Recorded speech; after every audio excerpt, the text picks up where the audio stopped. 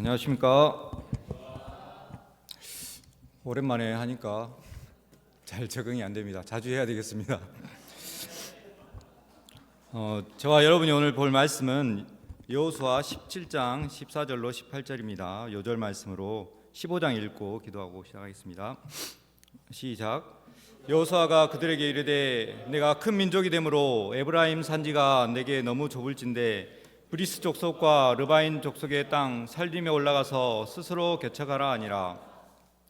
하나님 아버지, 이 파트 모임을 허락하심에 감사합니다. 저에게 주시는 이 여호수아 말씀이 저에게 은혜가 되게 도우시고 부족한 죄인이 준비하였는데 하나님의 말씀이 온전히 드러나는 이 말씀이 되도록 동행하시기를 기도합니다. 예수님의 이름으로 기도합니다. 내일은 벌써 2025년 5월 1일입니다. 우리들이 처음 도전하여 성공한 것 중에 대표적인 것이 무엇이 있습니까?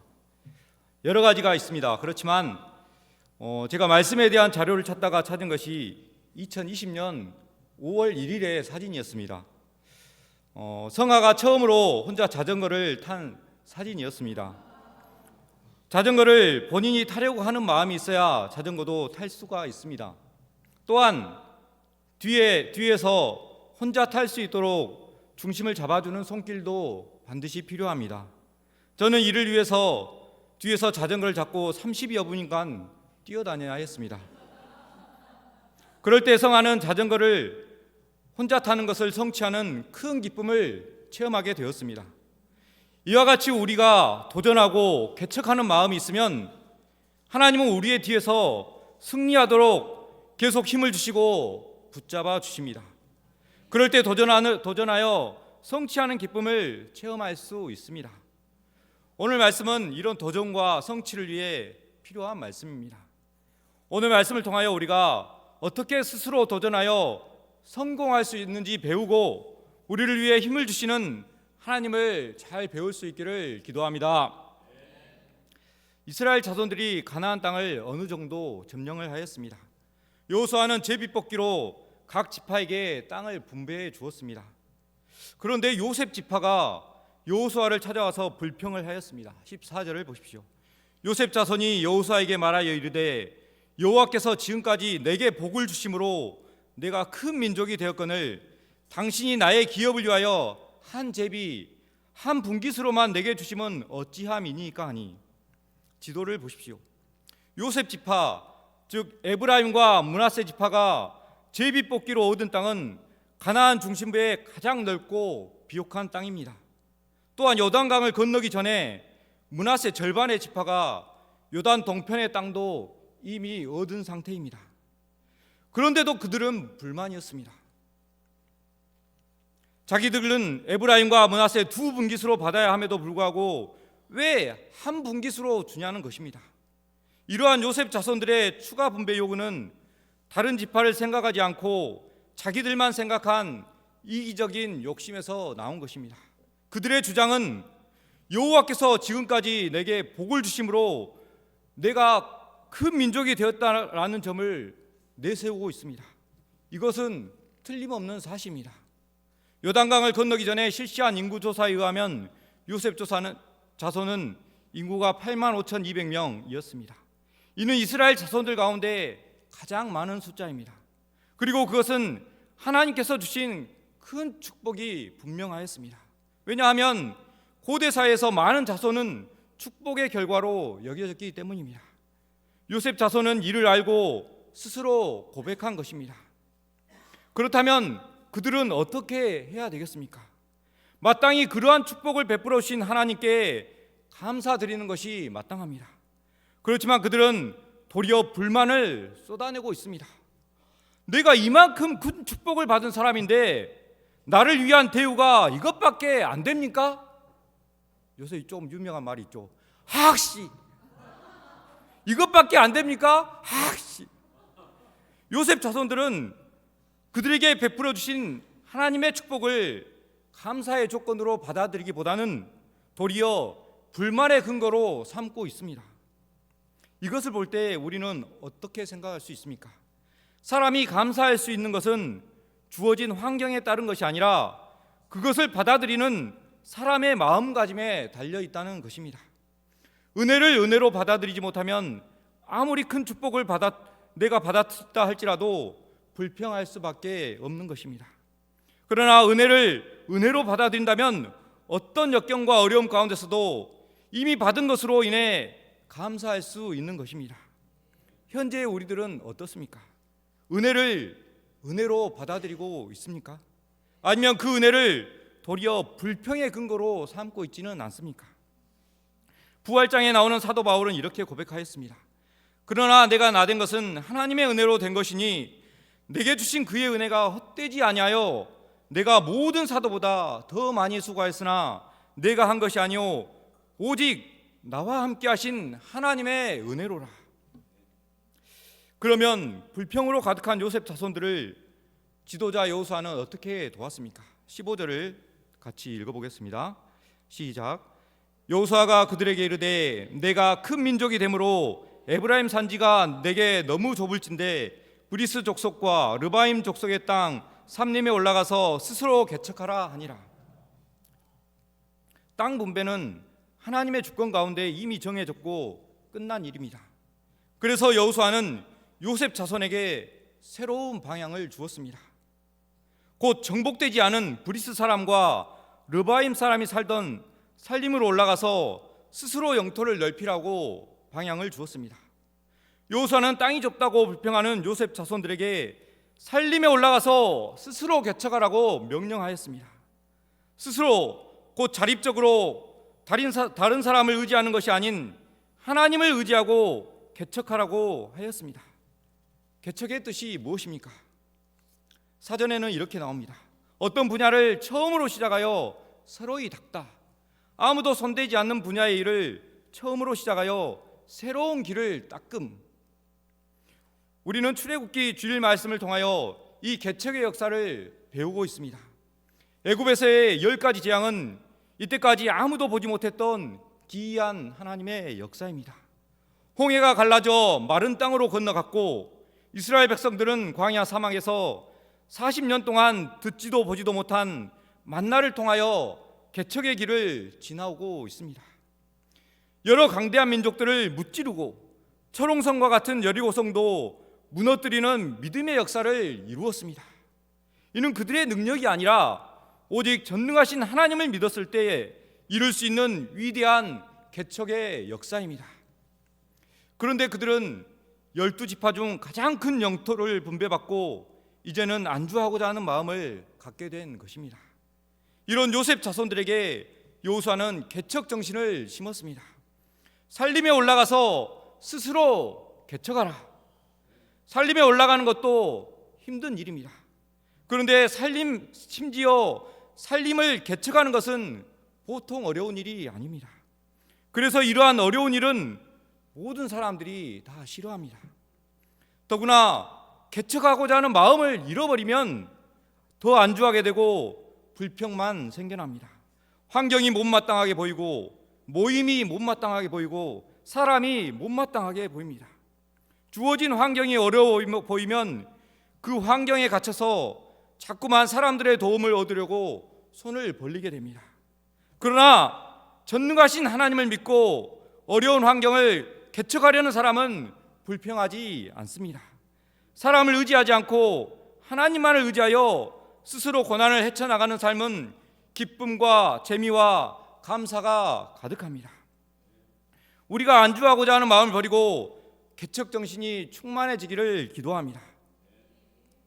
그러면 요셉 자손들은 이 여호수아의 명령에 어떻게 대답했습니까?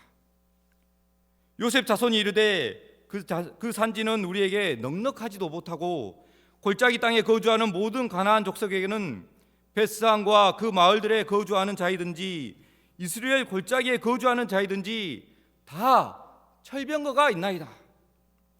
개척하라는 여호수아의 방향 앞에 요셉 자손들은 그렇게 하지 못하는 두 가지 이유를 대고 있습니다.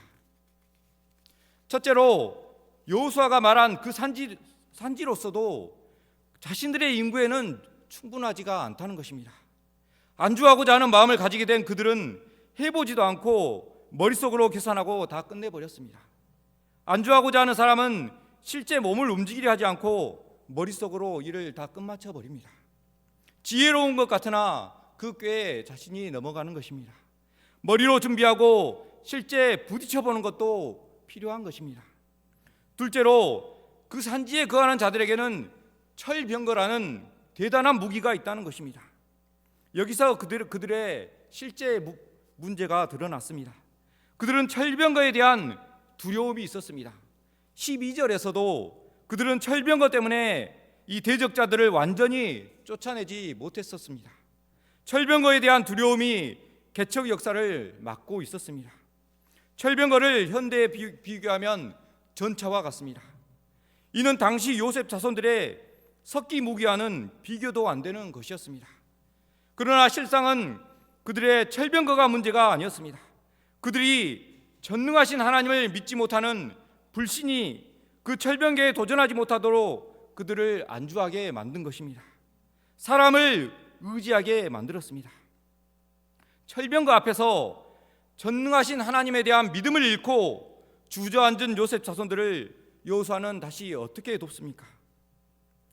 여호수아가 다시 요셉의 족속 고 에브라임과 므낫세에게 말하여 이르되 너는 큰 민족이요 큰 권능이 있은즉 한 분깃만 가질 것이 아니라 그 산지도 내 것이 되리니 비록 살림이라도 내가 개척하라. 그 끝까지 내 것이 되리라. 가나안 족속이 비록 철병거를 가졌고 강할지라도 내가 능히 그를 쫓아내리라 하였더라. 여호수아는 요셉 자손들을 큰 민족과 큰 권능이 있는 족속으로 지켜 세워주셨습니다. 이는 철병거로 인하여 낮아진 하나님의 백성으로의 자존감을 회복시켜 준 것입니다. 다음으로 여호수아는 전능하신 하나님께 대한 믿음을 요셉 자손들에게 심어주었습니다. 그는 그들이 전능하신 하나님을 믿고 살림이라도 개척하라고 명령하였고 그렇게 하면 그 산지가 그들의 것이 될 것이라고 확신을 시켰습니다. 마지막으로 그들의 두려움인 철병거를 그 산지 거민들이 가지고 있을지라도 전능하신 하나님의 도우심으로 그들을 쫓아낼 수 있다고 강하게 확신시켰습니다.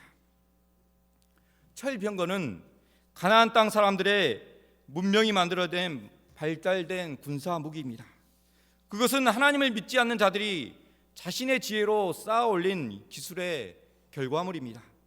이 문명의 이기가 하나님의 백성인 요셉 자손들을 두렵게 만들었습니다. 오늘날에도 문명의 이기는 더욱 많아져서 우리 하나님의 자녀들을 주눅들게 만듭니다. 말씀 공부를 해주려는데 요즘은 챗 GPT로 검색하면 더 깔끔하고 명확하게 정리되었다고 말을 합니다. 직장을 구하는데도 다른 사람들의 엄청난 스펙과 자격증들을 볼 때 마음이 오그라들기도 합니다. 이것저것 준비할 것들은 많은데 주일 예배를 드리고 주중에는 말씀 공부와 소감도 써야 되고 때마다 수양회도 가야 한다는 것에 시간과 돈을 들이는 것이 부담스럽습니다. 그러나 이럴 때 우리는 우리가 전능하신 하나님의 자녀들이라는 것을 기억해야 합니다. 이스라엘이 가나안 땅에서 승리를 주신 것은 막강한 무기와 군사력 때문이 아니었습니다. 오직 하나님을 믿고 순종하였기 때문입니다. 우리에게는 예수 그리스도를 믿음으로써 나와 함께 하시는 성령 하나님의 크신 권능이 있습니다. 우리는 전능하신 하나님을 믿음으로 세상의 철병거를 무찌르고 하나님의 나라를 확장하는 개척자가 될 수 있습니다. 하나님은 우리에게 믿음을 통하여 구원받는 축복과 기쁨을 충만하게 허락하여 주셨습니다. 구원받은 우리들이 말씀을 듣고 예배를 드리고 함께 찬송하는 것은 우리에게 크나큰 축복입니다. 저는 2001년 7월부터 9월까지 뜨거운 여름에 경북 영천의 삼사관학교에서 3개월의 군사훈련을 받았습니다. 모든 것을 통제당하고 무시당하고 구르고 몸을 혹사시키는 훈련을 버티면서 처음 3주는 종교활동도 금지되었습니다.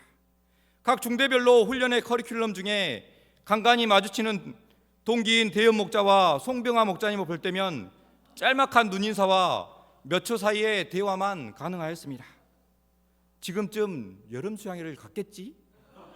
하는 수양회에 대한 그리움의 대화를 하기도 하였습니다.